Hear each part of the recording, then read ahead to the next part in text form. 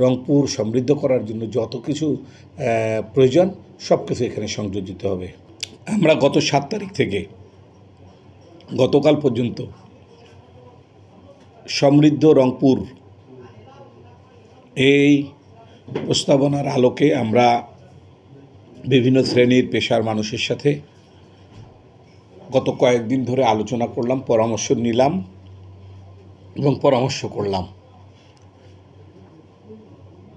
আমার মনে হয় যে আমরা যে প্রস্তাবনাটা রংপুরকে সমৃদ্ধ করার জন্য যে প্রস্তাবনাটা আমরা তৈরি করেছি, এই প্রস্তাবনার আলোকে যেগুলো আলোচনা হয়েছে সেটা অত্যন্ত সন্তোষজনক।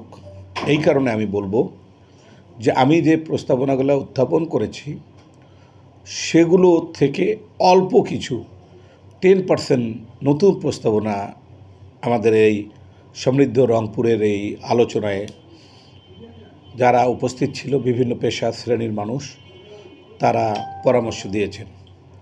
তা আমরা প্রথমেই বলেছি যে এই সমৃদ্ধ রংপুর উপকল্প এর ব্যাপারে আমরা সব শ্রেণী মানুষের প্রস্তাবনা নিব এবং এই যে প্রস্তাবনাগুলো দিল এই প্রস্তাবনাগুলো আমরা আমাদের এই সমৃদ্ধ রংপুর যে আমাদের বই তৈরি হবে সেটাতে আমরা সংযোজন করব ইনশাল্লাহ।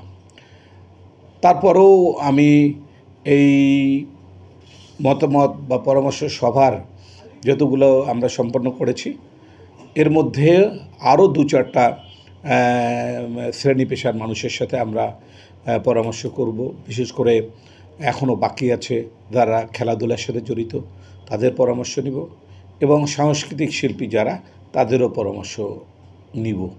তো ইনশাল্লাহ আমার মনে হয় সব মিলিয়ে আমার যে চিন্তা আমি মনে করেছি যেটা যে রংপুর উন্নয়নের জন্য সমৃদ্ধ রংপুর তৈরি করার জন্য যে পরামর্শ, যে আলোচনা, যে মানুষের বিভিন্ন রকম মানুষের যে আশার প্রতিফলন ঘটানো এই সব কিছু এর মধ্যে আমরা নিয়ে আসবো এবং আমরা সামনের দিনে ইনশাল্লাহ এই প্রস্তাবনা যখন সমৃদ্ধ রংপুরের যখন এই সব প্রস্তাবনাকে সমন্বয় করে যখন আমরা চূড়ান্ত সমৃদ্ধ রংপুর প্রস্তাবনা তৈরি করব তখন ইনশাল্লাহ আমাদের রংপুর সমৃদ্ধ করার জন্য যত কিছু প্রয়োজন সব কিছু এখানে সংযোজিত হবে এবং এখন আমাদের পরবর্তী পদক্ষেপ দুটো সংগঠনের সাথে যেটা বললাম সেটা শেষ করব। তারপর আমরা আমাদের এইগুলো নিয়ে আমরা জনগণের সাথে ইনশাল্লাহ গণসংযোগ করব, জনগণের সাথে দেখা করব। ধন্যবাদ।